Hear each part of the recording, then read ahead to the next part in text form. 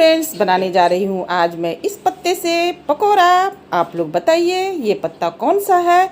बहुत ही हेल्दी होता है, बहुत लोग जानते होंगे इसे। करके फास्ट बताइए कौन सा पकोड़ा बनाने जा रही हूँ।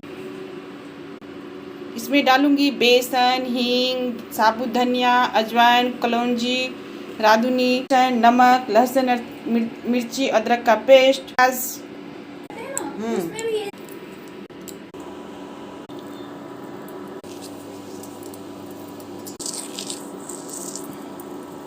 राधुनी थोड़ा सा पानी मिक्स कर लेंगे।